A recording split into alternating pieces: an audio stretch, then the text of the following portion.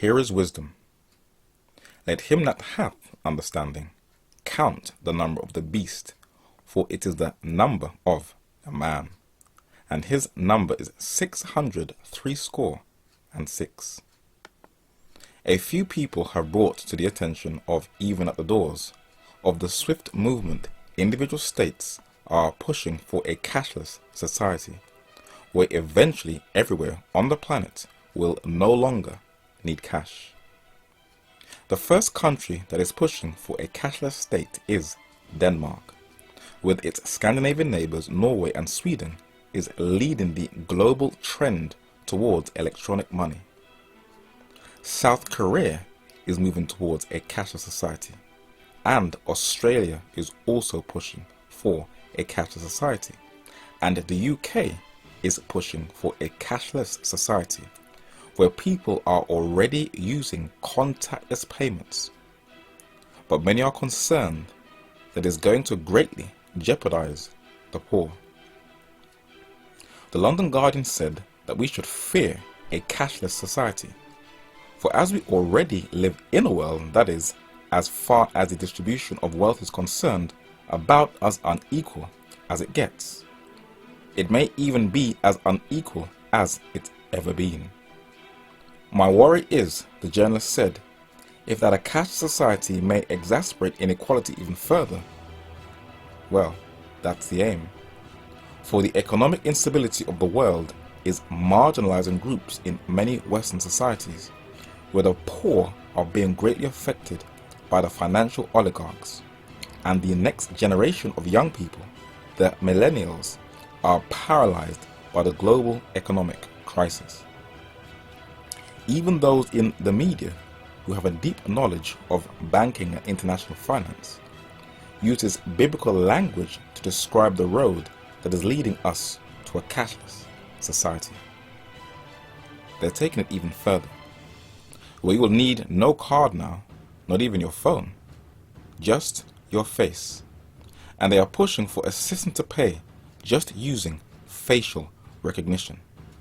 And while many observers can see where it is leading, the companies and their competitive nature see it as a great business venture that will increase great revenue in their kitty.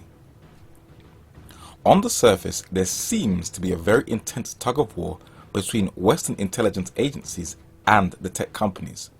Well, that's what it looks like.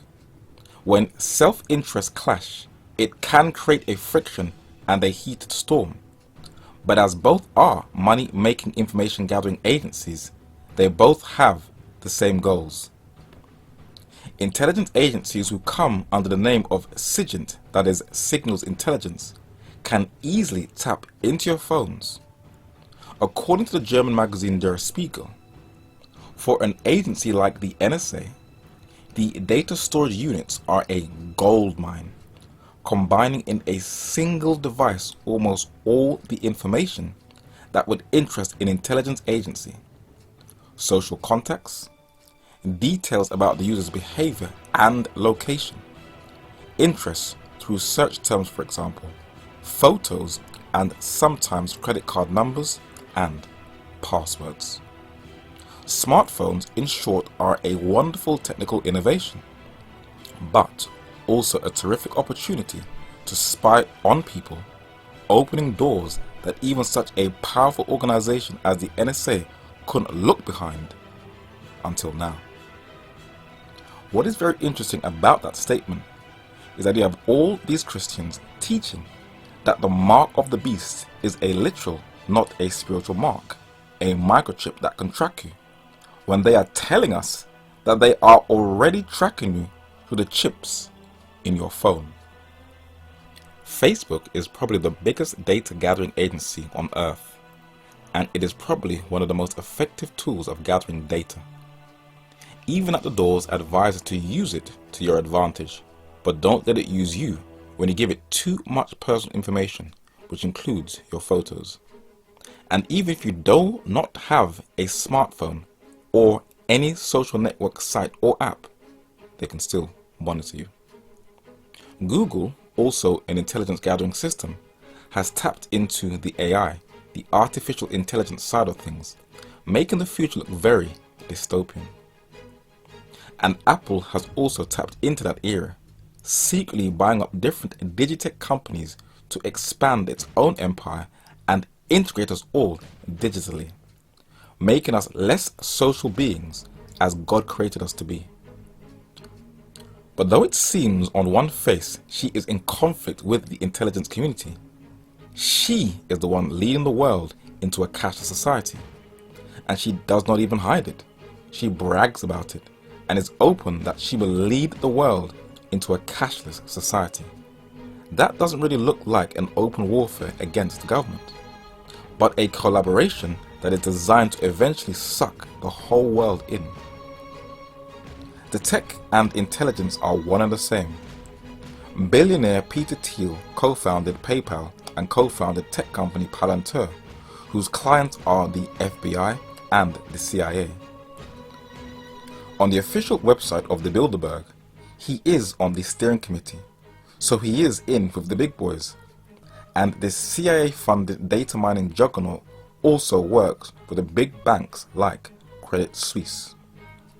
So it looks like there is a conflict, but there isn't one. For the head of the FBI decided to have a meeting where they will all work together, as documented by Reuters news agency. And who was to attend this intelligence tech meeting? It records that invited participants included White House Chief of Staff Dennis McDonough, Presidential Counterterrorism Advisor Lisa Monaco, Attorney General Loretta Lynch, FBI Director James Comey, National Intelligence Director James Clapper, and National Security Agency Director Mike Rogers, one of the sources said. Twitter, Apple Inc., Facebook, and Google are attending, the company said. Several other internet firms, including Microsoft Corp and Dropbox, are expected to attend, according to those familiar with the meeting. Most companies are expected to send high-ranking executives, but not their chief executive officers. And their objection is to combat terrorism by infiltrating more and more of our data in the digital world. But something doesn't quite feel right in this so-called global war on terror. We are told how many more jihadi bombers are out there. So there could be some lonely wolf who would kill for his cause. But on the front cover on the Mail on Sunday, dated March 27, 2016, an insider exposed that the UK aids and funds terrorists through UK taxpayers' money. Are the Muslims being used for a wider cause? And are these attacks, which regularly destroys innocent human lives, really just false flags? Or pre-runs for something much bigger? Who knows? But there is a power that is going to capitalize on all of this chaos and use it to her advantage under the cloak and dagger tactic of world peace. If you told your average person that the papacy, the Roman Catholic Church, wants to claim the whole planet as her fiefdom, they would definitely want you sectioned under the Mental Health Act. She has cleverly distorted history and throughout the 20th century infiltrated governments and the majority of the Protestant churches. These churches no longer believe that the papacy is the beast power of Revelation chapter 13 and 17. Christians today who have embraced a unscriptural, secular, paganized postmodern worldview believe that the beast is a computer in Brussels, no longer a system run by fallen mortals whose leaders parade themselves as demigods. This current generation does not read. They have panic attacks if a video is longer than 5 minutes, only interested in quick flashing imagery and conspiratorial views of the world. When the papacy ruled supreme in the Dark Ages, it embraced the cultures of pre-Christian civilizations by adorning everywhere with colossal-sized religious imagery, creating an impression of ecclesiastical megalomania and papal pomp. How could you not be mesmerized with enormous colossus pillars? huge statues of cardinals and popes and pagan imagery. On the doors of these panels you could see a continuation of the religious system of Nimrod, the mighty hunter, the centaur, also known as Sagittarius, one of the astrological gods that was adopted into papal Rome from Greece, the foundation of European culture. But the Greeks borrowed it from Babylon. And above this deity is the oldest symbol in the world of the sun, the cross. In February 2016, the Pope met with the head of Instagram, Kevin Systrom. And guess what for? Instagram CEO Kevin Systrom met with Pope Francis on Friday to discuss the power of images to unite people across different cultures and languages. This now adds to the papal clientele of the tech world, where in January the Pope met the head of Apple, who is ushering in slowly and gradually the cashless society, and the head of Google Inc. The Vatican also does business with Microsoft, so papal Rome is connected everywhere. And the head and founder of Wikipedia, Jimmy Wales, praises the late John the 23rd, and he attends a Vatican meeting to discuss abortion. It is fair to say that all roads lead to Rome. But why cannot the world see that she is a global player? According to the Win Gallup International, the world's leading association in market research and polling, the Pope in March 2016 is the most popular leader on the entire planet. An atheist says he is a world leader we need.